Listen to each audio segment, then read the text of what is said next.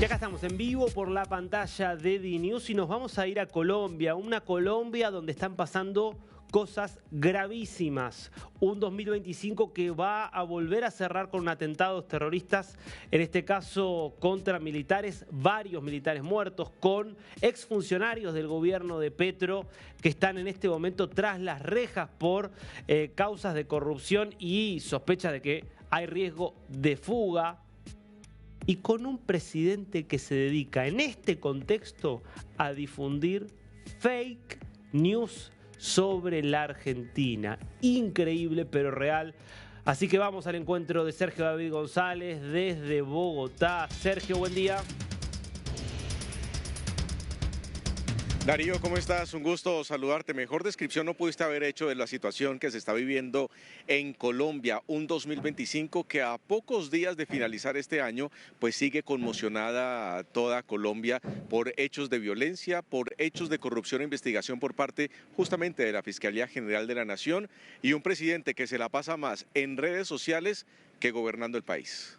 Pero difundiendo hechos pero alevosamente falsos, y buscando hacer política con esos hechos, lo que es de una extrema gravedad. Veamos, por favor, la publicación que hizo hace un rato nada más el presidente colombiano.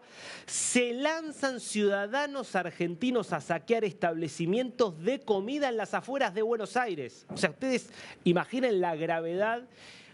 Piensa en lo que es para la Argentina, que vive bajo el trauma del año 2001, cuando hubo un estallido social efectivamente con saqueos a finales de año.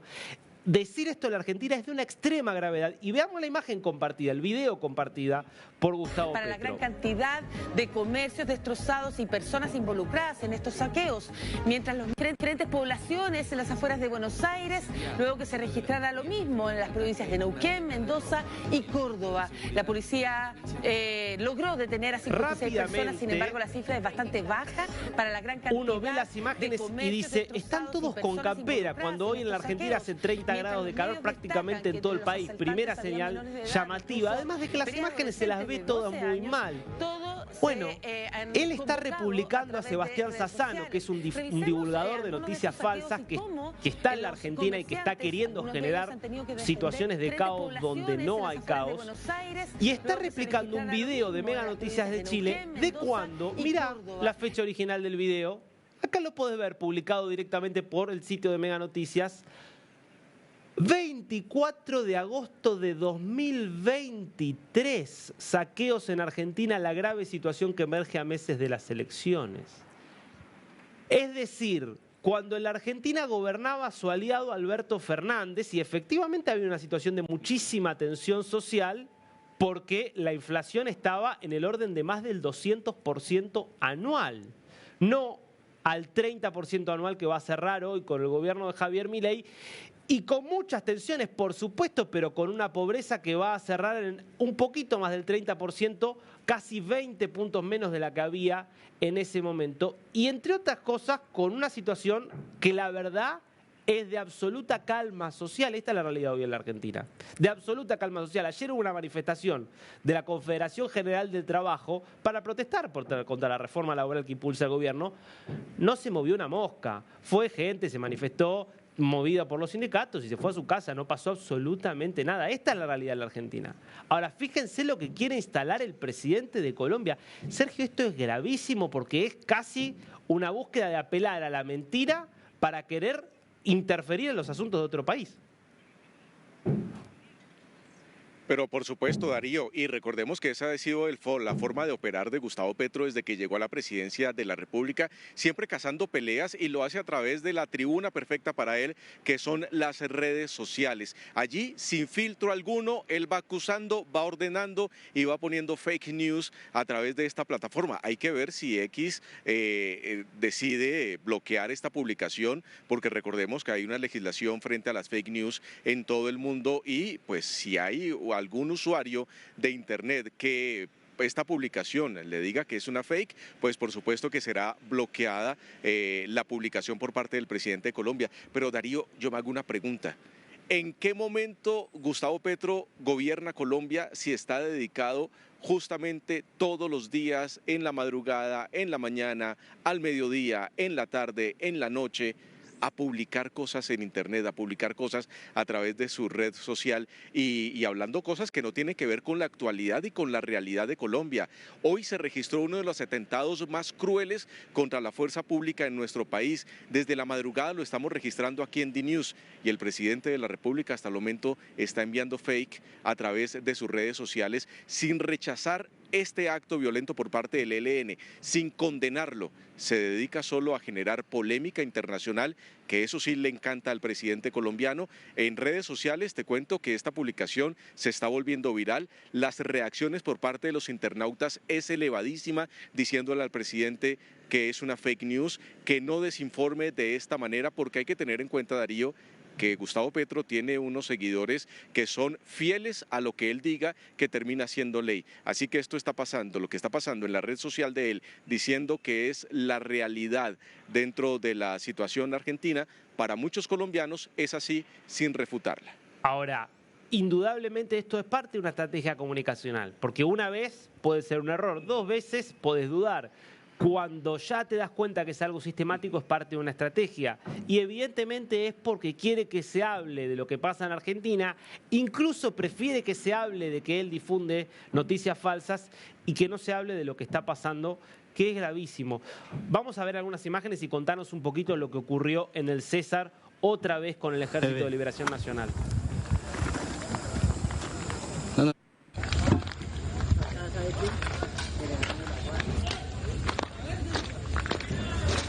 Darío, estas imágenes que estamos viendo a través de la pantalla de DNews es el acto terrorista más fuerte que se ha registrado en este segundo semestre en Colombia.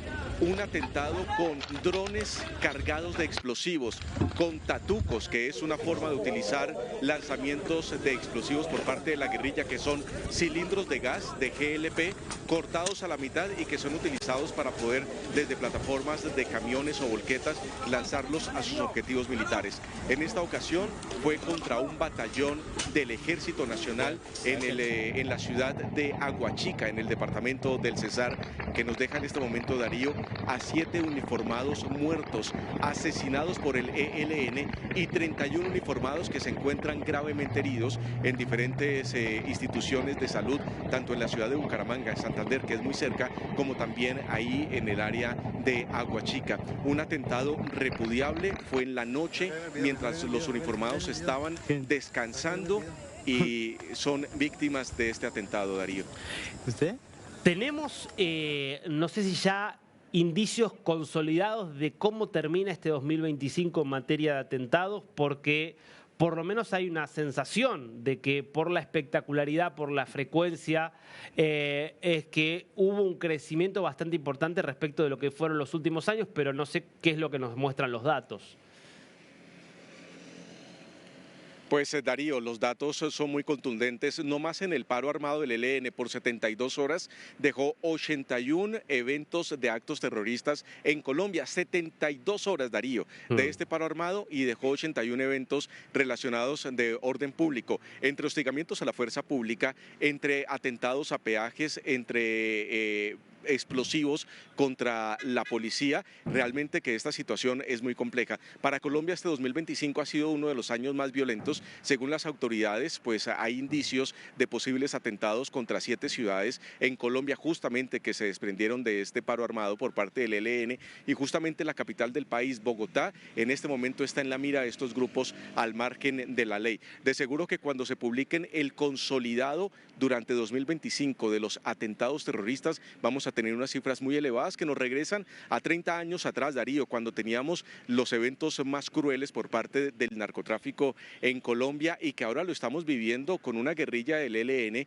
que se ha fortalecido, que recordemos que Gustavo Petro, cuando era precandidato a la presidencia, decía que si él llegaba a la Casa de Nariño, en solo 3 meses finalizaba con el ELN, porque se iba a sentar a la mesa con él, porque ideológicamente eran compatibles. Ahora en este momento vemos un ELN, una guerrilla que es mucho más fuerte, con mayor presencia en Colombia, y no solo en Colombia, también en Venezuela, y que está en la mira de los Estados Unidos como una de las organizaciones criminales que le colabora al cartel de los soles. Así que todo lo contrario de lo que prometió Gustavo Petro, estamos viendo un ELN totalmente fortalecido y que en este 2025, a pocos días de que finalice el año, está siendo uno de los actores violentos más fuertes en la historia de Colombia. Y uno no sabe, Sergio, si al presidente le molesta más que se hable de la ola de terrorismo que vive lamentablemente Colombia o que se hable de la corrupción que se aplica a su gobierno. Porque vos estás allí en la sede de la Fiscalía, donde se viene investigando un escándalo que vos lo marcaste desde el principio allí en Colombia, era probablemente uno de los más calientes y de los más comprometedores para el gobierno, que tiene que ver con todo lo que ocurría en su momento con la Unidad Nacional de Gestión de Riesgo, y ahora con 2 exministros del gabinete tras las rejas. Sí, Darío, la verdad que esto es un cóctel de malos momentos para el gobierno nacional. Justamente acá, en estas instalaciones, en el búnker de la Fiscalía, se encuentra el exministro de Hacienda, Ricardo Bonilla, quien está implicado en hechos de corrupción y que para la Fiscalía General de la Nación es un determinador de los hechos de corrupción utilizando recursos de la Unidad Nacional de Gestión de Riesgo. Es que esta entidad, Darío, se divide en 2 hechos de corrupción. Uno, recordemos la compra de unos carrotanques para La Guajira. Recién inició este gobierno, donde tiene a Olmedo López y a Sneider Pinilla, los 2 directivos de esta entidad, dentro de las cárceles, están tras las rejas ya en una situación avanzada por parte de su juicio. Cuando ellos empezaron a hablar, se empezó a conocer otros hechos de corrupción más fuerte, y era que estaban utilizando los recursos de esta entidad para sobornar a congresistas y que las reformas sociales que estaba proponiendo el gobierno pasaran sin ningún inconveniente en la plenaria tanto de Senado como de la Cámara de Representantes. Eso tiene a los 12 directivos de estas 2 colegiaturas tras las rejas y al menos 5 congresistas muy cercanos al presidente Gustavo Petro en investigación por estos hechos de corrupción, y que hoy también tiene al exministro del Interior, Luis Fernando Velasco, también tras las rejas, porque se presentó durante la madrugada de este viernes en Cali, donde estaba asistiendo virtualmente a esta imputación de cargos. Se presentó ante el IMPEC para su captura y está en este momento tras las rejas. Por supuesto, llegará también acá. Es posible que durante este fin de semana a la Fiscalía General de la Nación. ¿Pero qué nos lleva a todo esto, Darío? A que hay alguien relacionado en este punto, el jefe de Colombia, el jefe de Estado. Pareciera que no conociera Gustavo Petro la situación que estaba ocurriendo a su alrededor, de cómo se estaba llevando a cabo las políticas del gobierno en el Congreso. Es el único que tiene el común denominador con todos los implicados, pero hasta el momento los únicos que están tras las rejas son 2 exministros, y teniendo en cuenta, Darío, que Carlos Ramón González, el estratega de todo esto, se encuentra en asilo en Nicaragua, participando en parrandas vallenatas, donde está allí la Cancillería colombiana, gozando, por supuesto, de la protección de otro régimen dictatorial en Latinoamérica como el nicaragüense. No, está claro, Petro no sabe nada, no sabía cuando su hermano se reunía con criminales en la picota, en la campaña, no sabía cuando entraba el dinero de empresarios oscuros del narcotráfico y de otros del contrabando, entraba ese dinero a su campaña, no sabía los negocios en los que estaba su hijo, que terminarían después siendo confesados por su propio hijo y por su ex nuera. No sabe tampoco, evidentemente, lo que pasa con otros países, lo que pasa en la Argentina, y por eso difunde noticias falsas. No sabe nada, aparentemente, el presidente de Colombia, y sin embargo uno lo escucha hablar y parece que sabe todo.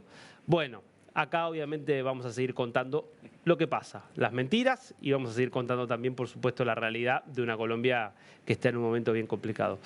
Gracias, Sergio, la seguimos.